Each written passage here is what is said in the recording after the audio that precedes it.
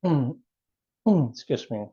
Magandang umaga po sa inyo lahat, mga minamahal na kapatid. Magandang gabi sa Pilipinas at sa Middle East. At purihin ng Panginoon na tayo po ay mag-aaral ng kanyang banal na salita. At tayo po ay nandito na sa lesson. Ito po sa lesson number 6. At ang pamagat po ng ating pag-aaralan yung Love Your Enemies. Mga kapatid, ay welcome po ang bawat isa.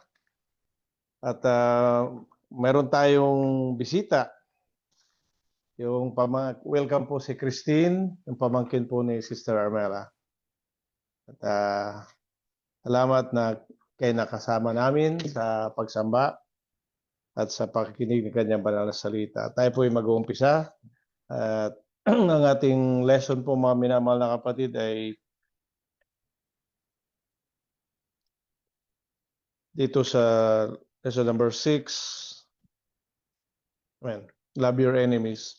At ang mga scriptures po natin ay dito makikita sa Matthew 5:38 hanggang 48, Romans 12:18 to 21. At ang memory verse natin, sabi po rito sa Romans 13:10, ang pag-ibig ay hindi gumagawa ng masama sa kanyang kapwa. Ang pag-ibig nga ay siyang katuparan ng kautusan. At ang aim natin to show that Christians are to love everyone, not just those who love them. Sa Tagalog, sabi niya, upang ipakita na ang mga Kristiyano ay dapat magmahal sa lahat, hindi lamang sa mga nagmamahal sa kanila. Bago lahat, tayo muna ay mananalangin. Tiniling natin kay Sister Armela ang prayer. Amen. Amen. Tayo po manalangin naman naming Diyos na makapangyarihan sa lahat. Maraming salamat po, Ama, sa araw na ito na kami po ay mag-aaral ng iyong mga salita. Pagpalain niyo po ang iyong abang lingkod na itinayo niyo sa amin. Nawa ang mga salita mo na kanyang mabibigkas ay pagpalain niyo at yung Santong Espiritu ang siyang magbigay ng inspirasyon, karunungan na nanggagaling sa iyo upang ang mga salita mo na aming mapapakinggan ay maging pagpapala at kalakasan ng aming kaluluwa, ganun din sa mga makikinig na hindi pa po talagang nagsisi ng kanilang mga kasalanan at tumanggap sa inyo. Kaya sa aming pagpapatuloy, ang iyong Santong Espiritu ang siyang mag-ingat sa amin hanggang sa matapos ang iyong gawain. Sa pangalan ni Jesus. Amen. Amen. At sabi rito sa ating title na mahalin nyo ang iyong mga kaaway. Yung enemy, bibigyan natin ng kahulugan dito na sabi niya, it refers to anyone who opposes, hates, seeks to harm another one, whether personally, nationally, or spiritually. So, dito ay pinapakita rito na ang Kristiyano ay mayroong mga taong mahaharap niya na hindi sumasang-ayon sa atin na lumalaban o kuminsan sila mismo ay napupuot sa Kristiyano at kuminsan kung sa ating buhay nare-rebuke sila, mayroong tinatawag na hindi nila ito nagugustuhan. Bagamat ang Kristiyano ay gumagawa ng mabuti, mayroong persecution din na dumarating. Mayroon din siyang daranasin kahit sa trabaho na siya ay mape-persecute. Minsan siya ay madi-discriminate. Ngayon mga kapatid, mayroong 4 na pag-ibig na nabanggit dito sa Biblia at Dito ang una yung pag-ibig na filial o philios, na ito ay pag-ibig sa mga kaibigan. At isang pag-ibig din yung pag-ibig sa pamilya, yung magulang sa anak at saka anak sa magulang. Ito yung tinatawag niyang storge. At yung pag-ibig na eros, ito yung tinatawag na romantic or passionate love, lalo na sa mag-asawa. Ngunit ang pinakamataas na pag-ibig, at ito yung pag-aaralan natin dito, yung pag-ibig na agape. Sa highest form of love, sabi nga, yung unconditional, sacrificial, divine love. At ito'y, dito tayo tinatawag ng Diyos o ang Panginoon na ito'y ating tularan. At ito yung reflection ng pag-ibig na nanggagaling sa Diyos. It's a reflection of God's character at yung fulfillment ng yung dalawang greatest commandment na to love God above all and to love your neighbors as yourself ay dito lang matutupad dito sa pag-ibig na agape. Ngayon, mga minamahal na kapatid sa Panginoon, isa sa dapat nating tularan ay walang iba yung pag-ibig na nanggagaling sa ating Panginoon. At siya ang pinakamaganda na halimbawa na pinakita na niya dito sa salibutan. At siya rin ang nangaral nito na sabi niya, love your enemies. At mga kapatid, sa ating pag-aaral, tayo po'y malaya magsusog, magtanong, at siyempre sa ating pagtatanong o pagsusog, iwasan po nating bumanggit ng pangalan. Sapagkat nasa online tayo, mag-focus tayo dito sa topic at sa mga spiritual upang higit na mapalabas natin yung kaliwanagan dito. At tulungan niyo mga kapatid sa panalangin at kung meron mang pagkukulang ay kayo po ang magdagdag. At ating umpisahan dito sa Matthew 5:38 hanggang 39. Ang sabi po rito, narinig ninyong sinabi, excuse me, mata sa mata at ngipin sa ngipin, datapwat sinasabi ko sa inyo, huwag kayong magkilaban sa masamang tao. You have heard that it has been said, an eye for an eye, and a tooth for a tooth. But I say unto you that you resist not evil, but whatsoever shall smite thee on thy right cheek, turn to him the other cheek. Ngayon kung titignan natin yung sinabi rito, na ang ating Panginoon mismo, ang inumpisa niya ang kanyang pangangaral dito sa verse 38 na tinutukoy niya nung sinabi niya, narinig ninyong sinabi, ito tinutukoy niya yung law na yung sa Old Testament, sa yung law ni Moses. Ito yung law of retribution or law of retaliation. Ngayon, kung bubuksan natin doon, makikita natin doon sa Exodus 21, ano po? Para maliwanag, nasabi po rito sa Exodus 21, verse 23 hanggang 24, ang sabi po rito na, at ang bayan ay hindi nangangailangan ng araw. Sandali. Exodus 21, 23. Amen. Tatapwat kung may anumang karamdamang sumunod, magbabayad ka nga ng buhay kung buhay, mata kung mata, ngipin kung ngipin, kamay kung kamay, paa kung paa. So nakikita nyo rito na kinote ng ating Panginoon, ito yung law of retribution o law of retaliation na kung ikaw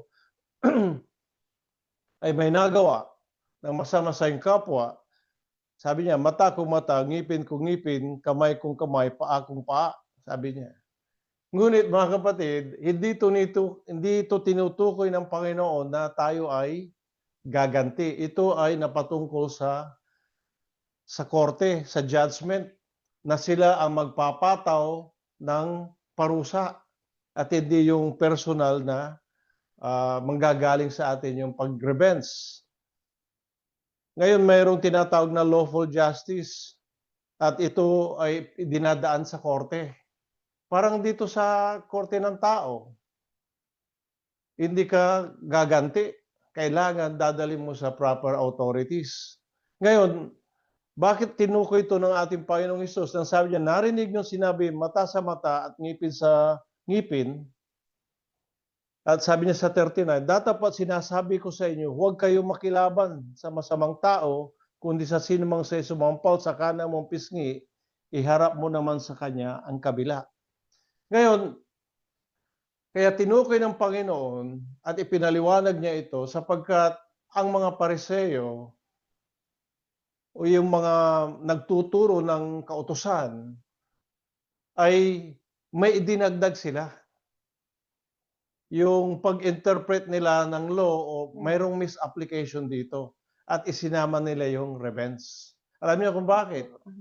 Dahil para magkaroon ng chance na sila ay gumanti. Ngayon, kung titignan natin na ang mismong Diyos na makapangyarihan sa lahat, mga kapatid, ang ating Panginoong si Kristo nung siya ay pinapako sa krus ng Kalbaryo, nung ipinako siya sa krus ng Kalbaryo, anong sinabi niya? Father, forgive them for they do not know what they're doing. Siya mismo ang nagpatawad. Ngayon, dito sa verse 39, kung makita natin dito, sa verse 38, nandun yung law of Moses. Sa verse 39, dito naman niya dinala yung kanyang utos o yung kautusan ng Panginoon, yung law of Christ. Na sinabi niya, sinasabi ko sa inyo, huwag kayong makilaban sa masamang tao. Kundi sa sino mang sumampal sa kanang mong pisngi, iharap mo naman sa kanya ang kabila. Ngayon, ano yung law of Christ? O law of grace? Tayo bilang Kristiyano ngayon, ay hindi na tayo nasasakop doon sa Old Testament. Kundi sa pamagitan tayo nasasakop sa utos ng biyaya. Ito yung law of Christ na ito ay yung pag-ibig.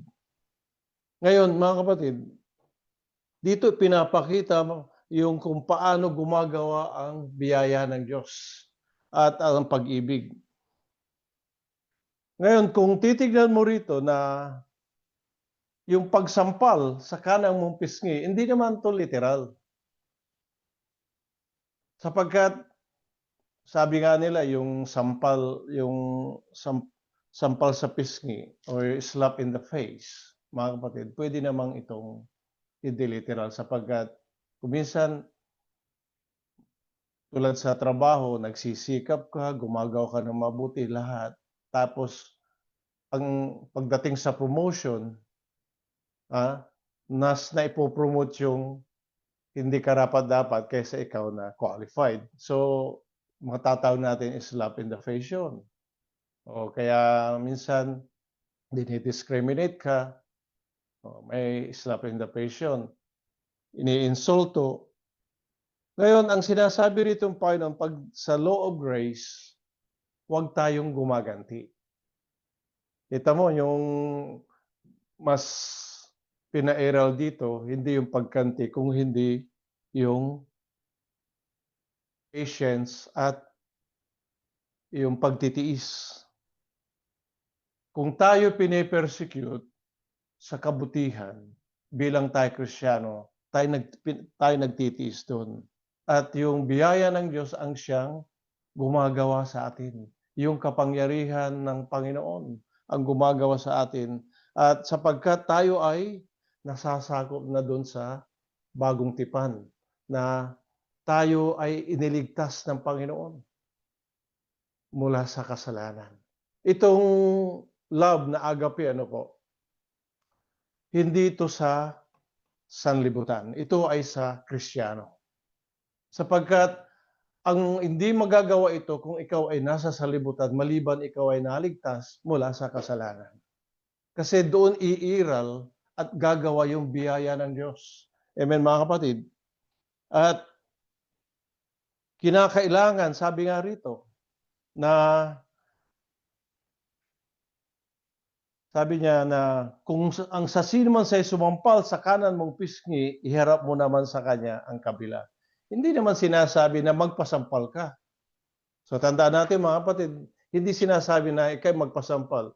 For example, sa literal, kung pinalo ka sa kanang pisngi, magpapapalo ka ba sa kaliwa? Hindi naman. Kung hindi, ito'y sinasabi lang dito na tayo ay magtiis. Kung minsan ang dumarating sa atin na mga pagsubok o insulto o ano man dumating sa atin na pag-alimura, mga kapatid, ay hindi lang iisa. Marami pa yan. Kaya dito natin to binibigyan tayo ng magandang pagtugon pag dumarating sa atin ang mga bagay ito sa ating buhay.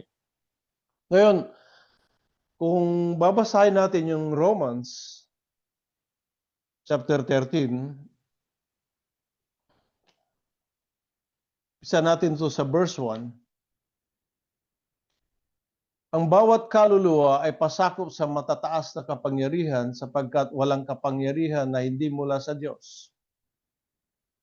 Ang mga kapangyarihan niyo ay hinirang ng Diyos. Kaya nga ang sumasalansang sa kapangyarihan ay sa utos ng Diyos, sumasalansang at ang managsalangsang ay magsisitanggap ng katulad sa kanilang sarili. Sapagkat ang mga pinuno ay hindi kilagot sa gawang mabuti, kundi sa masasama. Ang ibig bagang mawala ng takot sa may kapangyarihan, gawin mo ang mabuti at magkakamit ka ng kapurihan sa Kanya. Sapagkat siya ay ministro ng Diyos sa ikagagaling mo, tatapat kung ginagawa mo ang masama ay matakot ka. Sapagkat hindi walang kabuluhan ang pagdadala niya ng tabak. Sapagkat siya ay ministro ng Diyos, tagapaghiganti sa ikagagalit sa gumagawa ng masama. Ngayon, dito pinapakita mga kapatid, doon sa Law of Moses, na halimbawa dito sa ating alagayan ngayon, mayroon tayong korte o gobyerno na siya rin ang nangangalaga na nagpo-protection sa atin. Hindi nangangahulugan na kung mayroong gumawa ng halimbawa krimen sa mga Kristiyano, ito'y pababayan ng gobyerno. Mayroon tayong gobyerno na siya rin ang maghahatol sa kanila. Hindi manggagaling sa ating mga kamay yung paghihiganti. So yung justice sa gobyerno yon. Ngayon kung gumagawa ka ng mabuti, sabi nga, hindi ka sakop doon sa law. Ngunit kaya yung law binigay yan para sa mga para doon sa mga kriminal o gumagawa ng masama. Ngayon mga kapatid, meron po ba kayong idaragdag dyan bago tayo lumipat? At meron kayong tanong?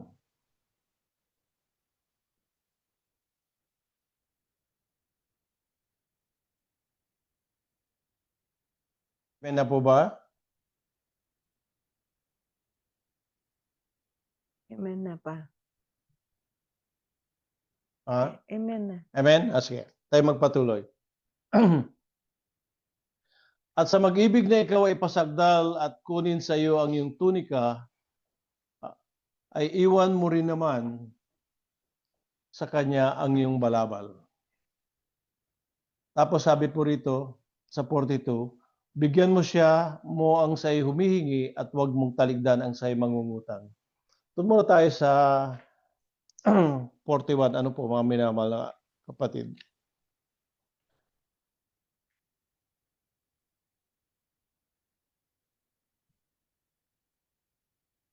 At sino mang pipilit sa iyo na ikaw ay, hindi. Saan ba ako? Ay, dito sa 40. At sa mag-ibig na ikaw ay pasagdal at kunin sa iyong tunika, iwan mo rin naman sa kanya ang iyong balabal. Ngayon, dito sa verse 40, pinapatungkol dito yung sa pagsasagdal. Halimbawa, merong hindi pagkakaunawaan. ang Kristiyano at saka sa ibang tao,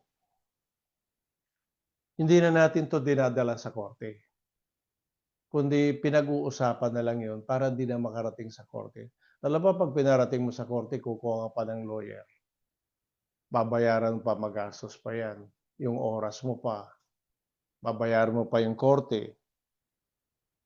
Ngayon, sabi po pa rito sa kunin sa iyo ang iyong tunika ay iwan mo rin naman sa kanya ang iyong balabal.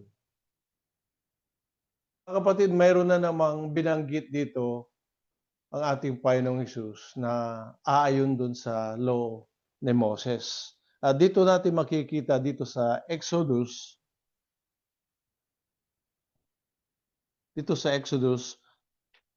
chapter 22, dito sa verse 26. Sabi rito, hanggang 27, kung iyong tatanggapin sa anuman ang damit ng iyong kapwa na pinakasangla, ay yung isasauli sa kanya bago lumubog ang araw. Sapagkat iyan ang kanyang lamang pangbihis, siyang kanyang pangdamit sa kanyang balat, ano ang kanyang pangtutulog at mangyayari na pagka siya ay dumaing sa akin ay aking didingin sapagkat ako'y mapagbiyaya. Ngayon, makikita mo rito yung patungkol sa halimbawa, may nangutang ka, kukunin yung sangla. Sa law ni Moses, pag kinuha yung balabal o kayong tunika, yung t-shirt at saka yung robe, kailangan ibabalik mo yun bago isusuli mo bago lumubog ang araw. Yun ang nasa batas dito sa verse 26. Ngayon, sabi ng Panginoon, ano po, na at kunin sa iyo ang iyong tunika ay iwan mo rin naman sa kanya ang iyong balabal. Ano ibig sabihin nun? Na hindi mo lang ibinibigay yung tunika pati yung balabal, ibinibigay mo ang lahat. Dito natin nakikita mga kapatid na mas umiiral yung pag-uunawa, mas umiiral yung pagbibigay. At dito sa verse 41, na isa rin ginawa ulit na sinabi ng Panginoon, at sino mang pipilit sa iyo na ikaw ay lumakad ng 1 milya, ay lumakad ka ng 2 milya na kasama niya. Ngayon, ipapaliwanag natin noon sa panahon ng Roma, nasasakop nila yung Judea, nasasakop sila ng military ng Roma. Ang Judea, under the Roman government, meron silang tinatawag na military law. At doon sa military law ay pwedeng i-demand ng isang sundalo o iutos sa isang Hudyo na buhatin ang kanyang bagahe for 1 mile. Ito yung law nila, military law, at ito yung nire-require sa Hudyo. Ngayon, ang required nun 1 mile lang, 1 milya. Ngayon, sabi ng Panginoon dito na sino mang pipilit sa iyo na ikaw ay lumakad ng 1 milya, ay lumakad ka ng 2 milya na kasama niya. Karamihan sa mga Hudyo, ayaw nilang itong gawin. Kasi napipilitan lang sila. Ngunit ang sabi ng Panginoon, lumakad ka ng 2 milya na kasama niya. Yung unang milya, dahil nire-require ng law, iyon. Pero yung pangalawang milya, ay ginagawa mo na yon na pre-choice. At ang ibig sabihin dito ng Panginoon na ginagawa mo na yan sa pag-ibig. Ngayon, paano mo i-correlate yan sa ating buhay bilang isang Kristiyano? Ibig sabihin na tayo magmamahal o tayo magbibigay, we have to give more than what is required. At sa kapanahunan nung panahon na yon, ng ating Panginoon na under ng Roma, ini-insist nila ng mga Hudyo ang kanilang sariling rights. Nasabi niya, 1 mile lang ito. Pero sa Panginoon, sabi niya, hindi lang 1 mile. Hindi mo lang ginagawa ito dahil inutos sa'yo.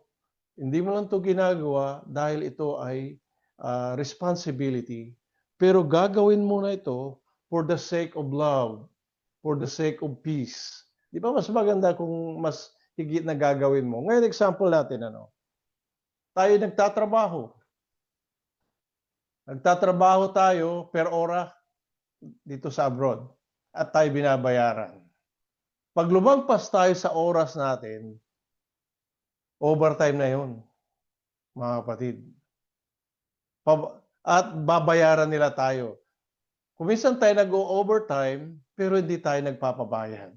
Kuminsan, hindi lang tayo gumagawa o nagtatrabaho dahil tayo binabayaran, kung hindi tayo nagtatrabaho dahil sa pag-ibig.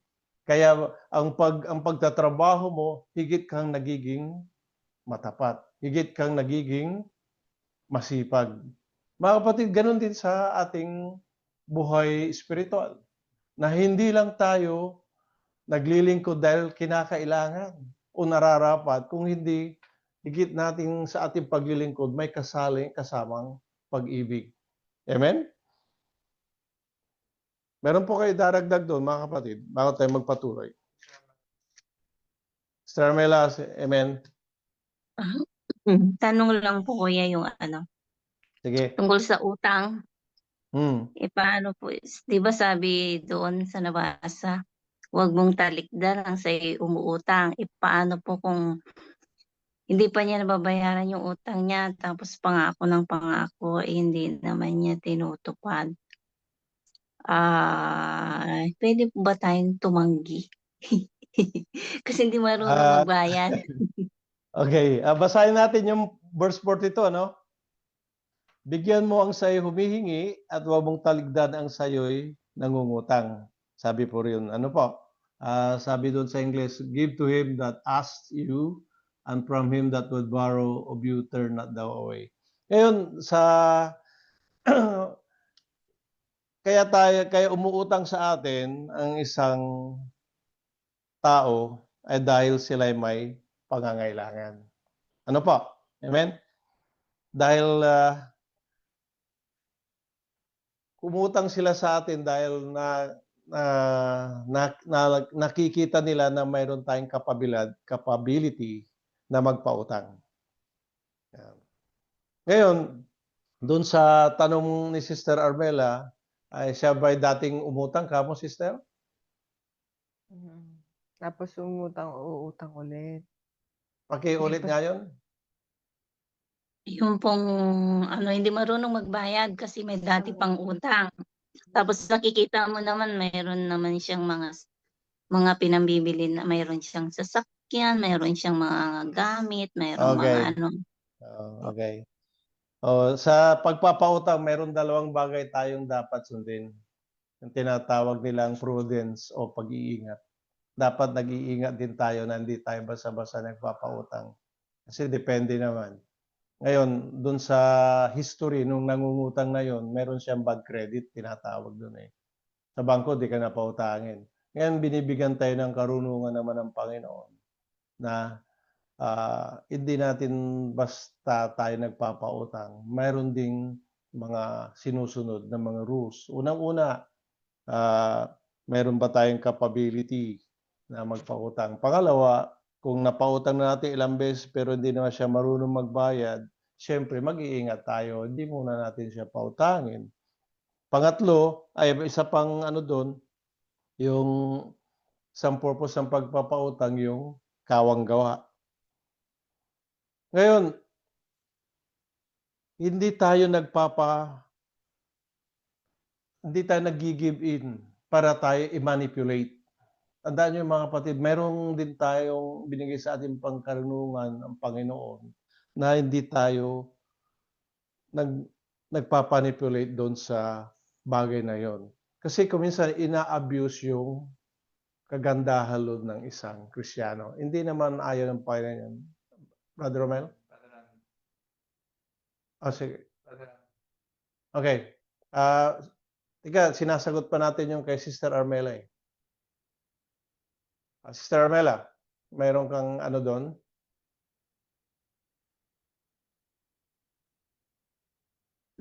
Si Brother Randy pa yata nagtataas. Sige, sige. Dagdag lang po mga kapatid, tungkol po sa pagpapautang. Tandaan po natin mga kapatid, yung pagpapautang at saka nagpapautang, mayroon pong dalawang po ito. Yung responsibility po ng nagpapautang at saka po yung nangungutang. Tandaan natin mga kapatid, tayo mga Kristiyano, natural po sa puso natin na magpautang kasi yun po sinasabi ng banal na kasulatan na wag nating talikdan yung sa atin ay umuutang kasi nandun yung pag-ibig mga kapatid. Pero kapag nakikita na natin, halimbawa, sinabi po ni Sir Armela, may utang pa, uutang ulit. Mga kapatid, tandaan natin, itinuturo din po sa banal na kasulatan yung responsibility ng nangungutang. Dalawa po yan mga kapatid, lalo na pag Kristiyano tayo. Nangungutang tayo na nangungutang, hindi nagbabayad. Mga kapatid, mayroon po tayong pananagutan din po doon. Sabi po sa Kawikaan, chapter 22 mga kapatid, kung babasahin nyo doon, sa verse 3, mga kapatid, yung mabait na tao nakakita ng kasamaan at nagkukubli. Ibig sabihin mga kapatid, nakikita din natin yung mga bagay. Halimbawa, inaabuso na tayo. Dapat alam din natin yung ating gagawin mga kapatid. At saka sabi po dun sa verse 7, yung yung nangungutang mga kapatid, alipin ng nagpapautang. So ibig sabihin nasisira po dito yung relasyon ng isang magkakapatid mga kapatid. Tandaan po natin, kapag tayo po ay nangungutang, yung inuutang natin hindi po pera mga kapatid. Ang inuutang po natin yung tiwala, yung trust mga kapatid. At saka yung dignity natin nandoon mga kapatid. Kaya tandaan natin, kapag tayo ay nangungutang bilang isang Kristiyano, mga kapatid, tandaan natin, ilagay natin sa puso natin ang magbayad din. Kasi nga po mga kapatid, tayo, Kristiyano tayo, huwag nating abusuin, sabi nga po ni Brother Ding, yung kabaitan din ng ating mga kapatid. Tandaan natin, mayroon din po silang responsibility sa buhay. Tayo nangungutang, mayroon din po tayong responsibility. At saka sabi po sa Kawikaan mga kapatid, ito napakaganda mga kapatid. Nalimutan ko lang yung verse, pero sa awit pala yung mga kapatid, 37:21. Yung masama, sabi doon, nangungutang, humihiram pero hindi nagsasauli. Pero yung mabait na tao, ang sabi doon, nagbibigay ng maluwag sa kanyang puso. Ibig sabihin mga kapatid, kung titignan natin yung common sense dito, kapag ang isang tao nangutang at hindi nagbabayad, mga kapatid, tandaan po natin, ang sabi po doon ay mayroon po tayong dapat na makita doon na ito ay masama rin, hindi po ito mabuti mga kapatid. Kaya tandaan natin, ang sabi sa Roma chapter 13, huwag tayong magkautang kaninuman. Okay lang yung mangutang tayo mga kapatid, pero tandaan natin, bayaran po natin yung ating responsibility po as a Kristiyano. Kasi Kristiyano po tayo dito mga kapatid, nandun yung pagmamahalan. Yun po yung umiiral. Pero kapag nasisira na, dahil sa utang isang relasyon mga kapatid, tandaan natin siguro maging maingat din tayo. Kasi halimbawa nagpautang tayo, yung ibinibigay natin mga kapatid, yung tiwala, marami na nasira mga kapatid sa lumang tipan. Basahin nyo dun sa Nehemiah chapter 5, kapwa Hudyo nagpautang mga kapatid, hindi nakabayad. Yung lupa nila mga kapatid, giniit, ibinenta, tapos yung iba sa 2 Kings naman mga kapatid. Yung mga ibang mga kapatid, yung mga anak nila kinuha as alipin dahil hindi nakababayad. Sa bagong tipan, mayroon din po yan mga kapatid. Tandaan po natin sa Matthew. Ito ay sinabi ng banal na kasulatan as parabola, pero ito po tungkol sa utang. Na parami na yata mga kapatid. Yung sabi yung kanyang Panginoon nagpautang.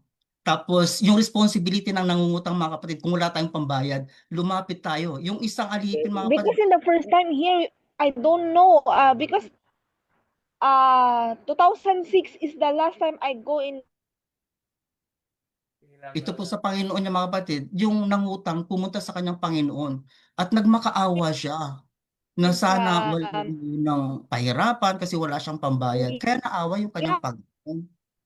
Kaya dito mga kapatid, kung tayo ay nangutang wala tayong pambayad, tandaan natin lagi tayo makiusap, lumapit, at huwag nating hahayaan mga kapatid kasi yung tiwala nandoon. Sana wag tayong makonpo dito sa utang mga kapatid. Or Yun lang things po mga that kapatid. they want to, like that. And after that, Sandali po, brother. Nick, Hindi siya ma-mute. Hindi siya ma-mute. Ayan, yan. Yan. Naalis. even you do everything Sige, tuloy mo lang, Brother Randy. Sabi Yun na po kapatid yung po kanina. years. Sa Matthew mga kapatid, kung babasahin doon, ito'y parabola po sa nagpapautang at saka sa may utang. Kaya ang sabi natin kanina, yung umuutang alipin na nagpapautang kasi yung relasyon mga kapatid, talagang nasisira po ito. Ang sabi po sa Matthew, yung isang alipin na nagkautang, lumapit sa kanyang Panginoon, nakiusap na sana wag mo nang ganito, sana wag mo nang ganito mga kapatid. At naawa yung kanyang Panginoon. Pero yung isang mga kapatid na kinahabagan, nakita yung nagkautang sa kanya, nakiusap din mga kapatid eh. Di ba? Yeah, Pero hindi niya pinatawad. Kaya mga kapatid, tandaan natin, kapag tayo ay nagkautang, makiusap tayo kung wala mga kapatid. At tandaan natin, kapag naaabuso na rin natin yung ating kabaitan ng mga kapatid natin na pinagkautangan natin, makiusap tayo mga kapatid, huwag nating ulitin hanggang sa tayo makabayad po mga kapatid. Ito po yung tamang relasyon tungkol sa pagpapautang o yung pananagutan po ng bawat isa bilang isang magkakapatid mga kapatid. Tandaan natin, ayaw nating masira yung tiwala at relasyon ng bawat isa. Marami nang nasisira mga kapatid dahil sa utang. Nawa, maging maingat din po tayo. Amen po mga kapatid. Amen. Sister Armela, meron kang daragdag doon? Follow up ko lang po kuya. Halimbawa, may narinig kasi ako. Paano kung hindi na daw siya hindi na siya makabayad. Dapat na wag nang singilin. Kristiyano. Hindi na daw dapat singilin. Eh, Parang, opo. Amen. Amen. Actually, pag talagang nagpahiram tayo, Hindi ka Kristiyano, umaasa. tayo nagpapahiram sa Panginoon. And kung dumating yung time talagang hindi makabayad yung pinautangan natin, sa Panginoon na lang natin yun. Kasi nakasulat din yun sa Biblia yun na pero nakasulat ito kung talagang hindi talaga kaya na walang kakayahan. Pero hindi naman to gagamitin ng mga umutang na hindi sila magbayad. Ano po? Ito ay may dalawang diyan na paliwanag na kung talagang hindi na talaga makabayad, walang kakayahan, hindi na natin pipilitin 'yon kasi tayo naman ito ginawa natin out of love. So, yung kagandahan dong sa sinasabi rito, kuminsan it is sacrifice kuminsan sa nagpapautang na kung hindi na makabayad, mga kapatid, hindi na natin talaga masisingil. At ginawa naman to sa pag-ibig sa ating kapwa, ginawa natin to sa Diyos. At siyempre, may kalayaan ng paggawa ng pag-ibig, hahayaan na lang natin siya. Ngayon, pwede nyo akong ituwid kung meron pa kayo daragdag dyan. Amen po kapatid, dagdagan ko lang po yung sinabi po ni Brother Ding. Tama po yung mga kapatid, papasok naman po yung habag po doon as magkakapatid. Halimbawa, yung nangutang sa atin, wala talagang pambayad mga kapatid. Kaya ang sabi doon sa Kawikaan 22:3, ang mabait nakakita ng kasamaan at nagkukubli. Halimbawa tayo, mayroon din tayong pangunawa mga kapatid at habag, pagmamahal sa ating kapatid. Alam naman natin siguro kung wala na talagang pambayad, walang trabaho, wag na nating pilitin mga kapatid. Kaya pag nagpautang tayo, sabi ng banal na kasulatan, wag na nating isipin na yun, bayaran pa tayo. Pero tandaan natin mga kapatid, yung part ng yung accountability rin po kasi na nangungutang. Although sa puso ng isang Kristiyano nagpautang, ganun po yung mga kapatid. Sana wag natin talagang abusuhin mga kapatid. At kung meron tayong pambayad, sabi nga ni Sister Amela kanina, meron namang nakikita mo mayroong mga bagay na ganito at hindi nakakabayad, wag na nating isa puso natin mga kapatid. Yung pag-aabuso din mga kapatid, minsan mga kapatid, ay iwasan din po natin as magkakapatid. Kasi tandaan natin mga kapatid, ang isang relasyon, isang magkakapatid, napakahalaga po. Nasisira po ito mga kapatid dahil sa tiwala o yung kawalan ng pagtitiwala po mga kapatid. At nagsisimula yan sa maliit na utang mga kapatid at sa mga bagay-bagay. Kaya tandaan natin mga kapatid, kung mahal natin ang mga kapatid, tignan din natin kung paano tayo makakatulong po sa kanila. Amen po mga kapatid. So, pwede po bang maningil ang isang Kristiyano? Ay, Amen. opo mga kapatid. Amen po. Pwede po Siyempre. tayo maningil mga kapatid. Sabi sa Mateo, kapag yung Panginoon na nagkautang, pinuntahan yung alipin mga kapatid, siningil niya.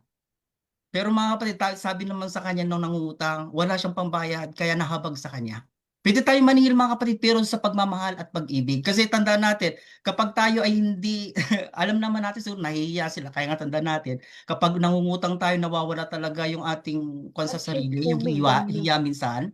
Kaya minsan nahiya tayong lumapit. Pero yung nagkautang sa ating mga kapatid, kung mahal natin sila, lapitan natin kung bakit hindi nakabayad, siguro baka mayroong problema. Yung relasyon mga kapatid. Kasi kung walang komunikasyon mga kapatid, diyan nagsisimula mga kapatid. Hindi natin kasi yung part ng nangungutang, hindi mo maiintindihan ka bakit hindi siya nakabayad.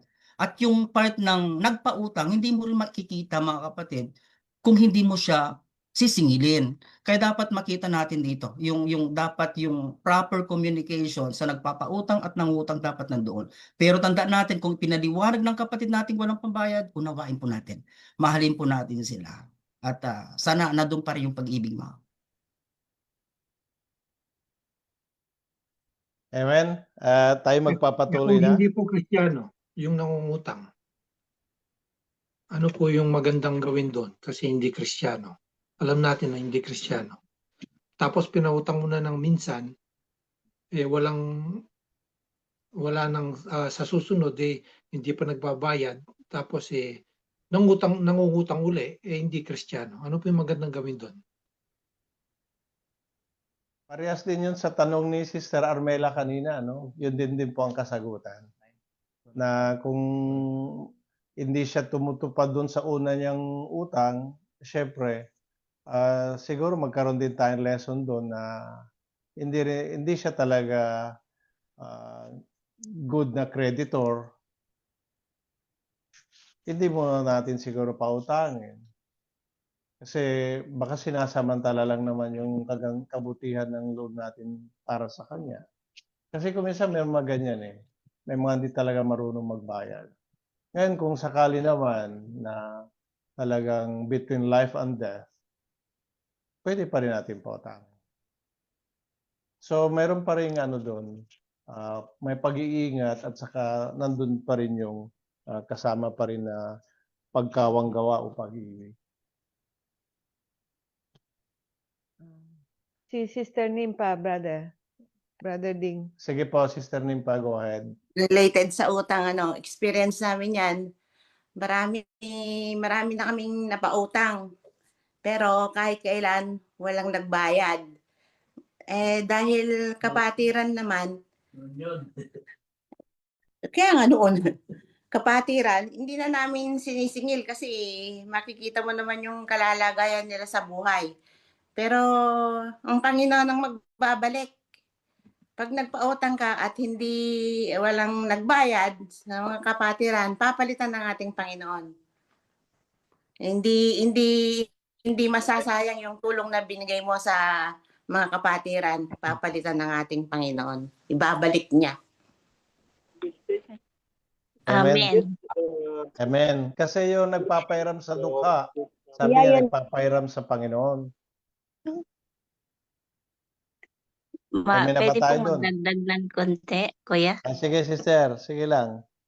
Opo, ang sabi sa napakinggan ko kanina, halimbawa pag-uutang ulit, bigyan ng malaki, bigyan mo na lang ng konti, wag mo nang singilin para hindi ka makonsensya.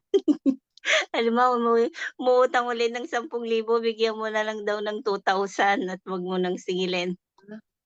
Amen. At meron pa ba bago tayo magpatuloy? Pwede ba magkuha ulit, Brad, magdagdag, kaunti na lang ito. Mga Sige, kapatid, Brad. tandaan po natin, iba po yung utang sa habag. Halimbawa, ang kapatid natin ng utang. Kaya nga dapat sa awit po mga kapatid, yung accountability ng utang. Ang masama, humihiram, hindi nagbabayad. Mga kapatid, kung iisipin po natin dito, mayroon pong nakatagong kan po ito. Ayaw nating mangyari ito sa mga kapatid natin at ayaw nating konsentihin mga kapatid yung mga bagay na ganito. Siguro tayo rin mga kapatid bilang isa, halimbawa nangangailangan tayo, siguro pag wala tayong pambayad talaga, wag nating sabihin next week, ganitong, kasi kapag tayo ay nagbigay ng date mga kapatid, tandaan natin kasama po dito yung pinag-aral natin nakaraan, hindi lamang po panunumpa, kundi mayroon talagang kasama po dito na talagang pinapromise mo na mayroong kasamang sumpa na magbabayad ka talaga. Kasi minsan nasisira po yan mga kapatid. Kaya tandaan po natin, siguro nakita natin yung kalagayan niya at tayong nangungutang, kung wala tayong mga kapatid, dumiram tayo, siguro wag nating magbigay ng date kung kailan magbabayad kasi nasisira po yung tiwala ng isang kapatid sa mga bagay na ganito. At yung nagpapautang, sabi doon, yung matuwid nagbibigay ng maluwag sa kanyang puso kasi wala naman sa atin. Tiwala tayo sa mga kapatid natin. Pero ayaw po natin na konsentihin yung mga kapatid natin na paulit-ulit mga kapatid na ganitong ginagawa. Siguro kapag ganun, kita natin wala na makakaya makabayad, tulong na lang natin, wag na sigurong utang na ganun. Because 500 dirham times 16. Sige po mga kapatid, amen.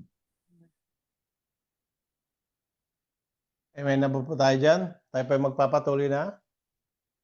Dito sa verse 43 and 44. Narinig ninyo sinabi, iibigin mo ang iyong kapwa at kapuputan mo ang iyong kaaway. Datapat sinasabi ko sa inyo, ibigin ninyo ang iyong mga kaaway at idalangin ninyo ang sa inyo'y nagsisiusig. Yan, titignan mo yung verse 43 ulit, ang tinatalakay muli ng ating Panginoon yung law sa Old Testament na law. Ngayon, pupunta tayo doon para basahin natin sa Leviticus 19:18. Ang sabi niya, huwag kayong magiganti o magtatanim laban sa mga anak ng iyong bayan, kundi iibigin niyo ang inyong kapwa na gaya ng iyong sarili, ako ang Panginoon. Kung titignan mo, halos parehas dito sa verse 45, ngunit bakit binanggit ng Panginoon yan? Kasi sa mga Pariseo na naman doon, dinagdagan nila mayroong misapplication dito sa law. Dahil tulad ng mga sa panahon ng Panginoon, yung mga Samaritans, hindi nila kinikilala yung mga yon dahil lalo na yung mga hindi natuli, hindi sila tinuli. Ang kinapuputan sila ng mga Hudyo. Kaya ang Panginoon dito sa verse 44, nagbigay siya ng reminder. Na sabi niya, datapat sinasabi ko sa inyo, ibigin ninyo ang inyong mga kaaway at idalangin ninyo ang sa inyo'y nagsisiusig. So, ang pinapaliwanag ng Panginoon dito na ang lahat, mga kapatid, ay kinakailangan, mga kapatid, na sila ay iibigin. Ngayon, ang isang response na nilagay niya rito sa verse 44, ibigin ninyo ang iyong kaaway at idalangin ninyo ang sa inyo'y nagsisiusig. So meron siyang sinabi rito na may tatlo na kailangan natin na gagawin bilang Kristiyano. Kailangan iibigin mo at tapos ano pa rito? Pagpapalay mo, you have to love, to bless, sabi niya. Kailangan gumawa ka ng mabuti at ano pa sabi niya? Idalangin, you have to pray. Ngayon, ang ating Panginoon, nauunawaan niya na magkakaroon tayo ng mga ganitong tao na hindi sasang-ayon sa atin, tao doon, mga enemies o kaya kaaway. Kaya ang kanyang pag-response dito ay pag-ibig. Bakit kanyo? Siya mismo ang nakaranas dito nung siya nandito sa lupa na wala naman siyang ginawa masama. Nagsasabi lang siya ng totoo, pero ang daming umaway sa kanya. Ngayon, bakit sinabi ng Panginoon na ganito ang response natin? Halimbawa, sa mga nag-uusig sa atin, sa mga umaaway sa atin. Kasi sa response na yun na ibinigay ng Panginoon, mga kapatid, yung ating kaaway ay magiging sila'y kaibigan natin. Amen ba, mga kapatid? Di ba mas maganda? Yung dati yung kaaway, magiging mong kaibigan ngayon. At kung siya naging kaibigan mo, may ilalapit mo siya sa Panginoon. Amen? Alapit mo siya sa Panginoon at ito'y nakakalugod sa Diyos. Kaya ito ang isang binigay ng ating Panginoon na halimbawa. Kaya sabi niya rito, pag nagawa mo yun, upang kayo'y maging mga anak ng iyong Ama na nasa langit. Sapagkat pinasisikat niya, sa verse 45 niya, ang kanyang araw sa masasama at sa mabubuti at nagpapaulan sa mga ganap at sa mga hindi ganap. Kaya doon natin nakita rito na ito'y kakitaan na tayo ay anak ng Diyos. Nagmamanifest sa atin yung pag-ibig ng Diyos. At napapakita na tayo ay mga anak at nakikita yung ebidensya ng ating buhay spiritual sa pananampalataya. At sabi nga na nakikita yung divine principles ng pag-ibig sa ating pananalita at sa ating mga gawa. Amen ba mga kapatid doon? Ngayon dito sa verse 46, bago kayo magtanong, sapagkat kung kayo iibig sa nagsisiibig lamang sa inyo, ano ang ganti ng iyong kakamtin? Hindi ba gayon din ang ginagawa ng mga maniningil ng buwes? So nakikita natin dito na sinasabi na mismo na hindi lang tayo iibig doon sa umiibig sa atin. Sino yung mga umiibig sa atin? Yung tatlong klase ng pag-ibig. Iniibig natin yung mga kaibigan natin dahil iniibig nila tayo. Close sila sa atin. Yung pamilya. Ano pa? Sa ating mga asawa. Pero dito, sabi rito, na kinakailangan na higit na hindi lang doon ang pundasyon ng ating pag-ibig doon sa umiibig sa atin. Kasi dito pinapakita ng Panginoon yung ang pag-ibig na nasa Kristiyano at pag-ibig na nasa sanlibutan. Di ba yung pag-ibig na nasa sanlibutan? Iibigin lang nila yung close sa kanila. Yung nagmamahal din sa kanila. Kaya sabi nila yung birds of feather flock together. Di ba? Pag close mo yan, iniibig mo. Pag hindi mo ka-close, hindi mo iniibig. Hindi po yun. Tayo kakaiba sa sanlibutan. At saka dapat nating intindihin na mayroon tayo na wala sa sanlibutan. Anong mayroon sa atin na wala sa sanlibutan, mga kapatid? Unang-una, nasa atin yung kaligtasan. Nasa atin ang Panginoong Jesucristo. Kaya tayo Kristiyano eh. Amen? Kaya tayo Kristiyano, nasa atin yung kaligtasan at yung biyaya ng Diyos na magawa natin ito, nasa atin, mayroong kapangyarihan. Kaya anong sabi ni Pablo, ang lahat ng mga bagay ay aking magagawa doon sa nagpapalakas sa akin. Amen, mga kapatid?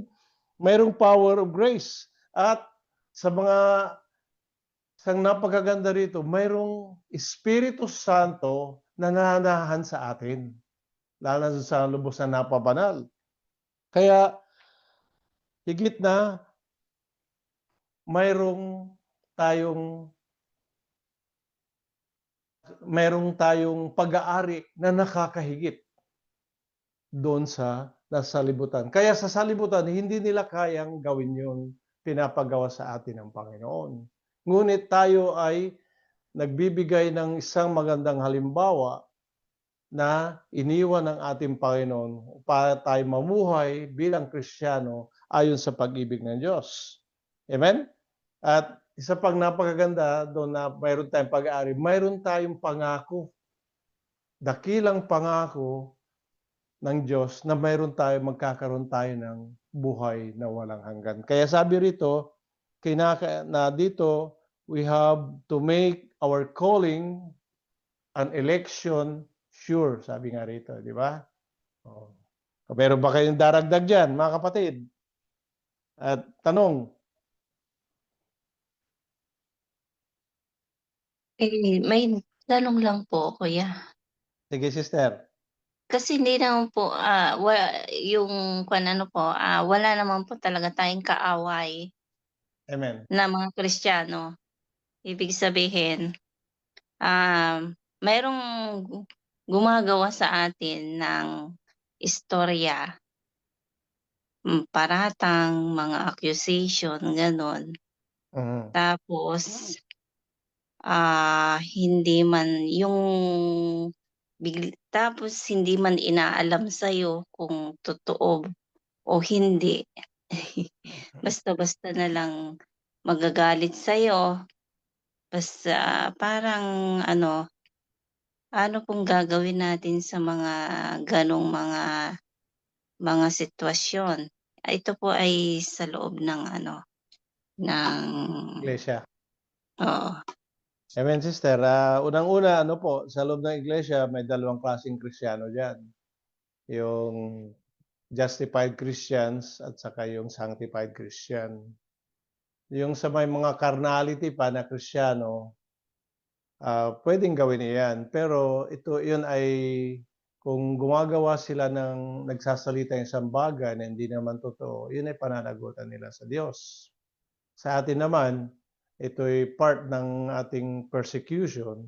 Hindi naman natin ito ginawa. Ang pinakamaganda diyan ay meron tayong forgiving spirit at idalangin natin sila.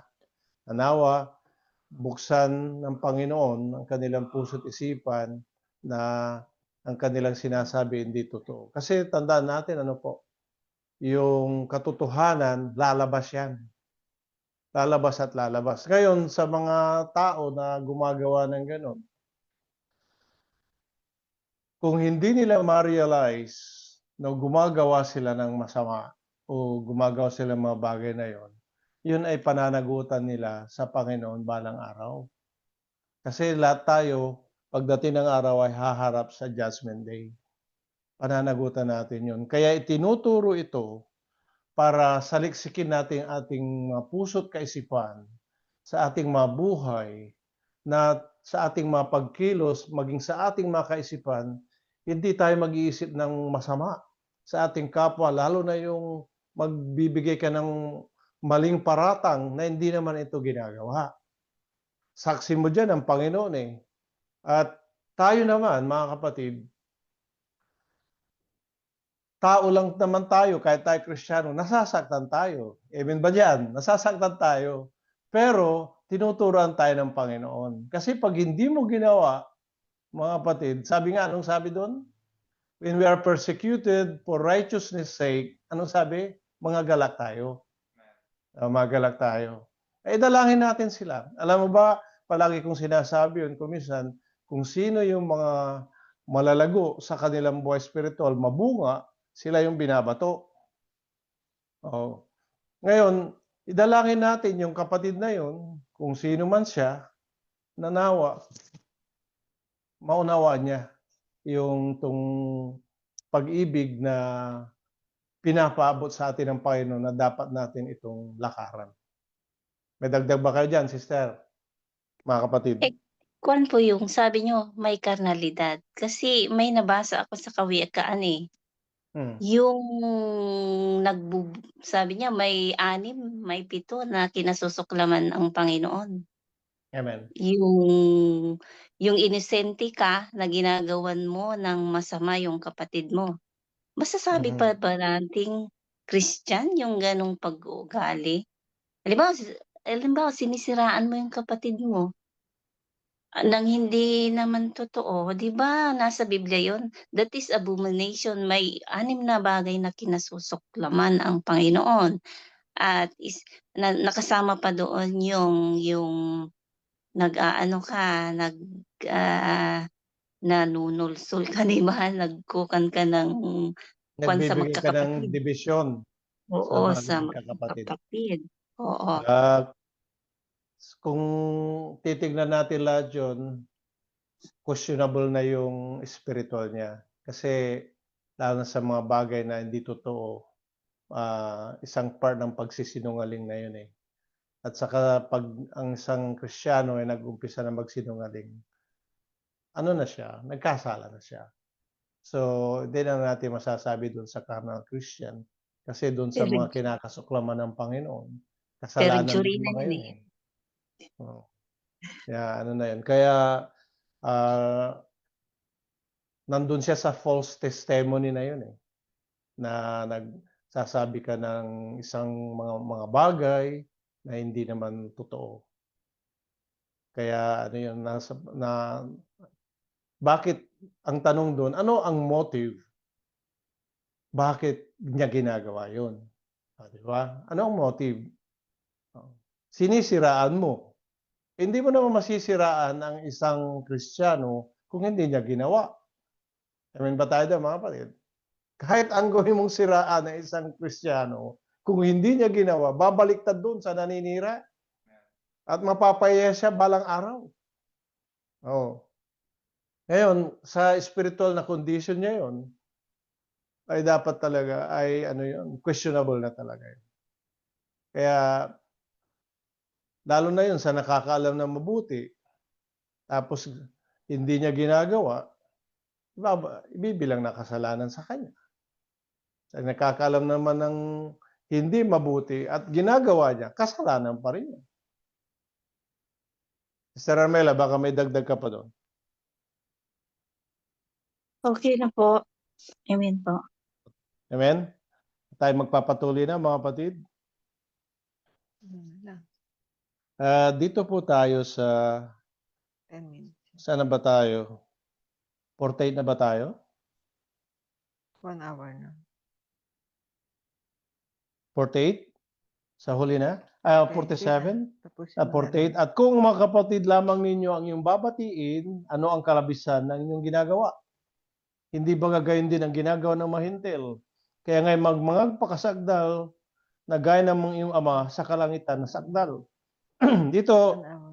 papakita nga sa loob na sa mga Kristiyano, kasi malapit na tayo, almost time na kinakailangan, sabi ito sa 48, tayo ay magpakasagdal na gaya ng Ama sa kalangitan. Sabi niya, be holy for I'm holy. Ngayon, ang kasagdalan ng isang Kristiyano ay napapakita na siya ay matured na Christian, mga kapatid. Kasi pag ikaw ay matured, nakakaunawa ka, nakakaintindi. At sabi pa nga rito, we must love everyone and hate no one. Ngayon, ang isang napakaganda rito na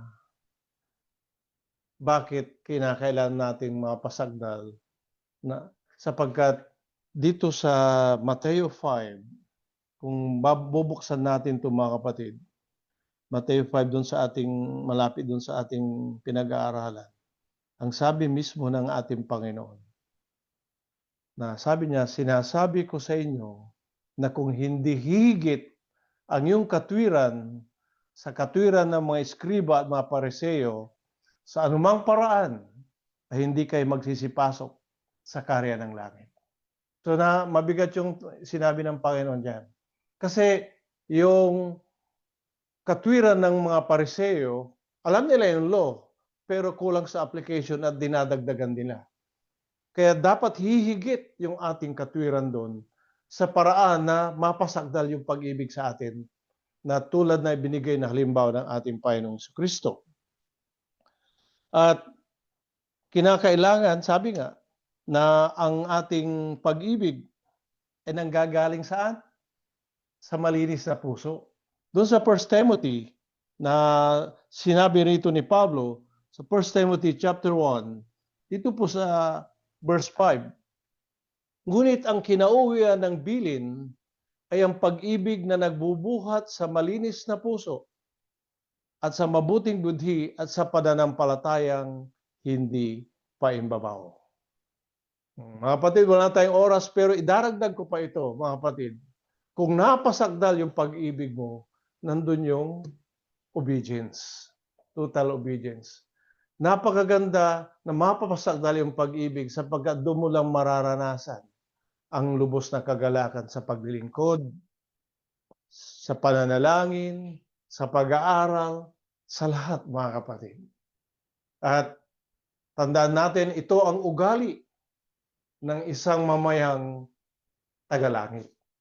Tayo anak ng Diyos, tayo hindi taga rito, tayo tagalangit, dapat ito ang makita sa atin bilang magkakapatid sa loob ng iglesia. Ngayon, kailan mapasagdal yung pag-ibig na yan, mga kapatid?